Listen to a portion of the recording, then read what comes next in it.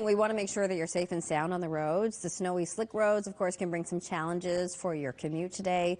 Sydney Stallworth is joining us live with what you can do before you even leave the house. Good morning, Sydney.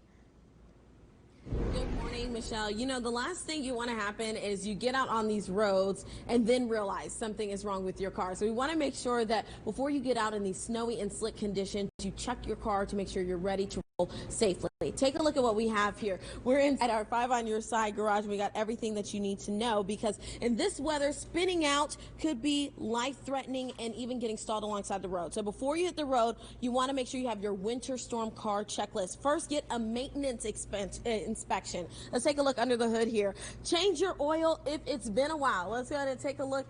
This is something that everybody wants to make sure before you get out in these snowy conditions, because if you realize you need an oil change out on the side of the road, that could be devastating. Cold weather, by the way, tends to thicken that oil and reduce its ability to flow, and make sure you have your heater and defroster working. Now, you also want to make sure you take a look at that car battery. You want to go make sure you get it checked for the life, and also you can just visibly look and see if there's any corrosion or anything like that that you might need to be aware of. And of course, be sure to replace this windshield wiper fluid. We have some here in the garage this morning. You want to make sure that you do that, because when you have that ice accumulate on the windshield, you want to make sure that you go ahead and you can get that off, and get some new wipers if you need it. So we do know, of course, one of the big things we talk about, tires. When it comes to driving on the snow and the ice, you want to make sure you check to make sure your tires are all right. So here's a penny. I bought one. We got to make sure we do the penny test, and a couple of experts say this is really what you want to do. So you're going to make sure you put a penny in the tread of the tire. It's tough to see,